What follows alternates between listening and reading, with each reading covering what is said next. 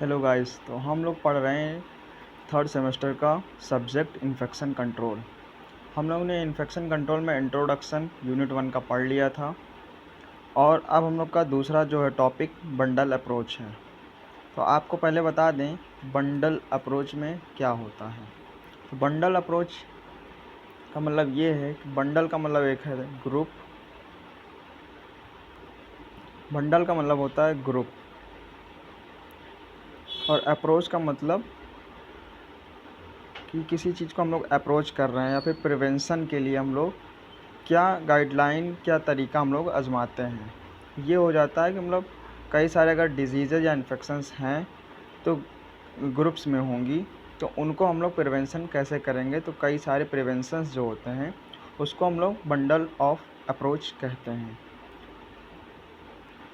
Introduction देखते हैं। Device associated infections are significant concern in hospital settings.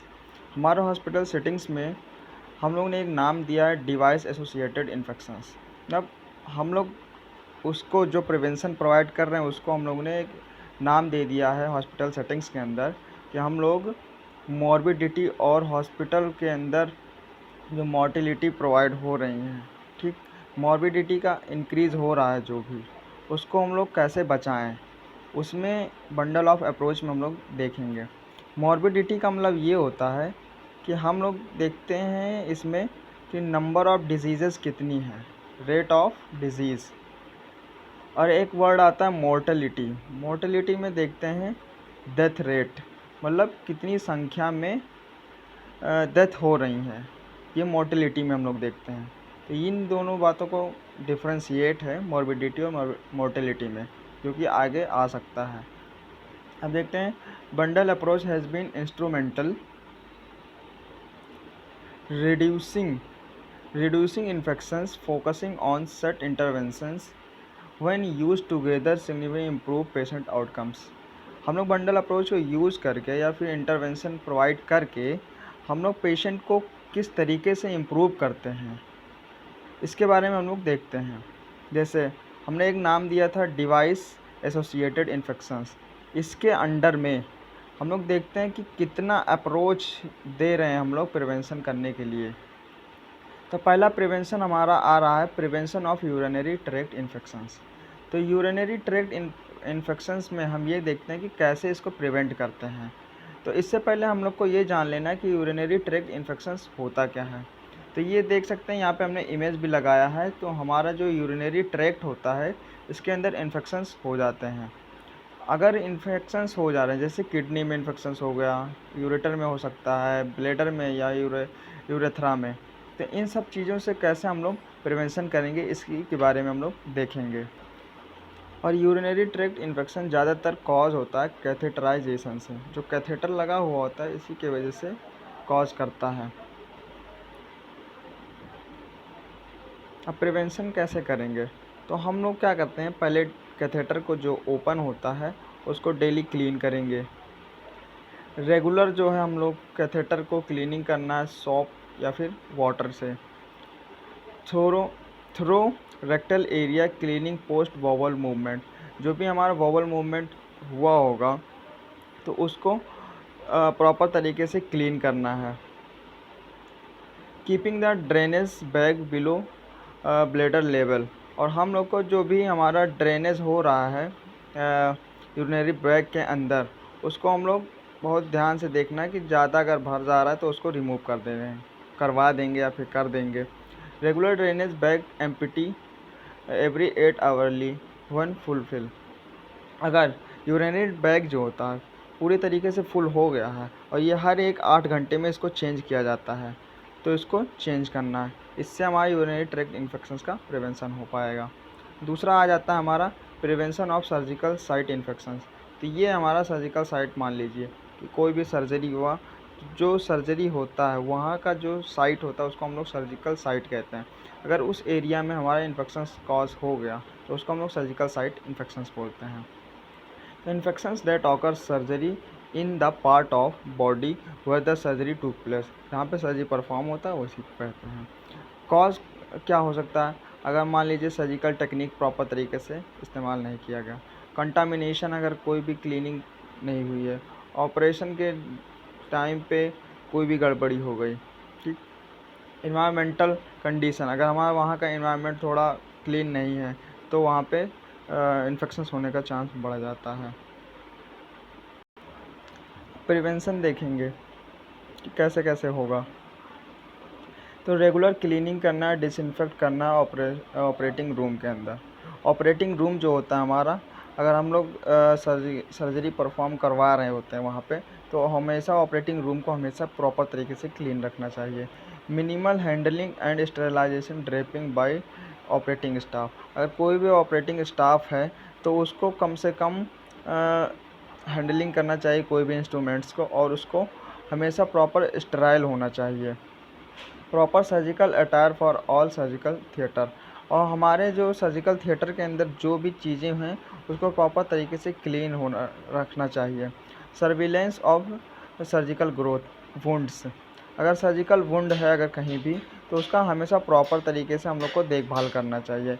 ये हो गया हमारा प्रिवेंशन सर्जिकल साइट का।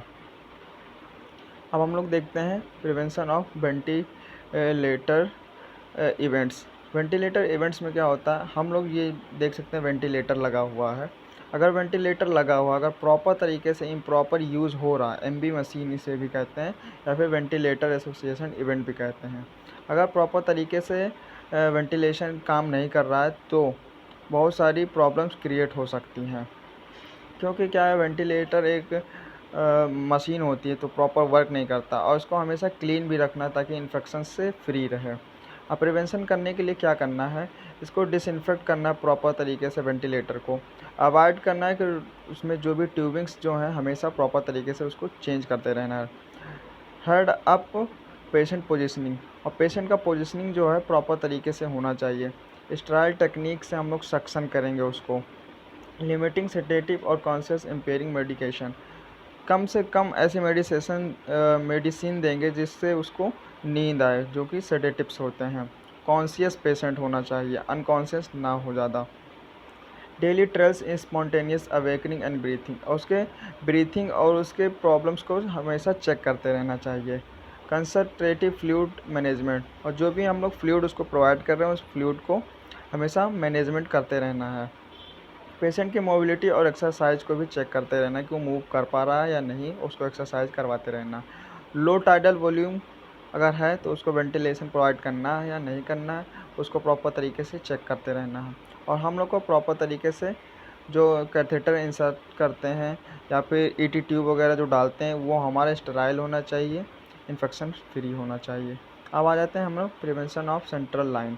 सेंट्रल लाइन आप देख सकते हैं, ये हमारे ये जो गर्दन होती है, गर्दन के पास में सेंट्रल लाइन होता है, यहाँ पे जुगुलर वेन में हम लोग इंसर्ट करवाते हैं। तो इससे प्रोटेक्ट करने के लिए क्या करना है, ये हमारे डायरेक्ट ब्लड स्ट्रीम में जाके इन्फेक्शंस कॉज कर सकता है, इसलिए प्रॉपर तरीके से इसका हमें ध्यान देना है। तो इसके अंदर अगर इन्फेक्शन कॉज होगा तो पूरे तरीके से पूरे ब्लड में फैल जाएगा। ये ज़्यादातर क्या होता है, अगर प्रॉपर क्लीननेस नहीं है तो जर्म्स जो होते हैं हमारे डायरेक्ट ब्लड स्ट्रीम में ही पहुंचते हैं। इसको प्रोटेक्ट करने के लिए हम लोग को सीडीसी गाइडलाइन का फॉलो करना पड़ता है। अब सीडीसी गाइडलाइन हम आपको बताएंगे क्या होता है। सीडीसी गाइडलाइन जो होता है हमारा, पहले तो आप फुल फॉर्म देख लीजिए। सीडीसी गाइडलाइन जो होता है centre for disease control and prevention. CDC guideline बनाता है एक ऐसा वो होता है, प्रोग्राम होता है जहाँ पे सेंटर एक ऐसा होता है जहाँ पे डिजीज़ को कंट्रोल और प्रिवेंशन करने का गाइडलाइन बनाया जाता है। अब क्या करना है, गाइडलाइन को प्रोटेक्ट करते हुए कैसे हम लोग को प्रिवेंशन प्रोवाइड करना है। तो प्रॉपर हैंड हाइजीन होना चाहिए और एसेप्टिक टेक्निक को फॉलो करना चाहिए। एसेप्टिक टेक्निक का मतलब जो हम लोग का 6 स्टेप या 7 स्टेप होता है हैंड हाइजीन, उसको प्रॉपर मेंटेन करना है, हम लोग को ग्लव्स वगैरह पहनना है, ये हो जाता है एसेप्टिक टेक्निक में हमारा। और यूज मैक्सिमल स्टेराइल बैरियर, जो भी जितने भी स्टेराइल बैरियर्स हों उनको हम लोग को यूज़ करना ज़्यादा से ज़्यादा कि इन्फेक्शंस कम हों। हम लोग का हैंड वॉश करना है, ग्लव्स पहनना है और स्टेराइल इंस्ट्रूमेंट्स को ही छूना है।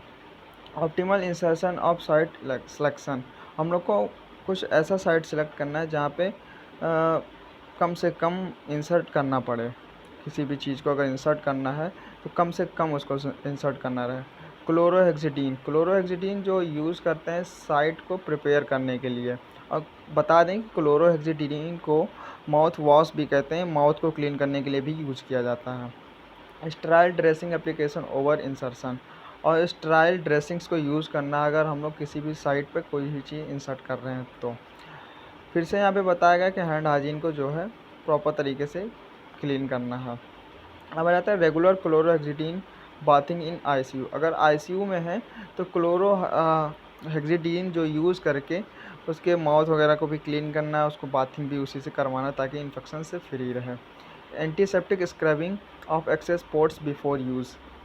हम लोग को एंटीसेप्टिक स्क्रबिंग करना है किसी भी चीज़ को एक्सेस देने से पहले।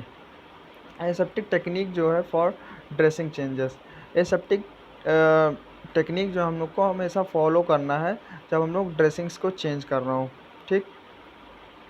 एसेप्टिक टेक्निक जो हमने ऊपर बताई यही चीज़ें हैं कि मतलब इन्फेक्शन से फ्री रहना है, हैंड ग्लव्स पहनना है, हैंड हाइजीन प्रॉपर मेंटेन करना है, और कैथेटराइजेशन कम से कम करना है ताकि वो इन्फेक्शंस ज़्यादा फैलने का चांस ना रहे। Staff training in catheter care, और स्टाफ को ट्रेनिंग प्रोवाइड करना है कि कैथेटर केयर कैसे किया जाता है। अब हमारा बंडल अप्रोच इतना ही टॉपिक था, इतना ही पढ़ना है इसमें। और अगला टॉपिक हमारा जो होगा सर्विलेंस होगा, उसके बारे में हम लोग पढ़ेंगे।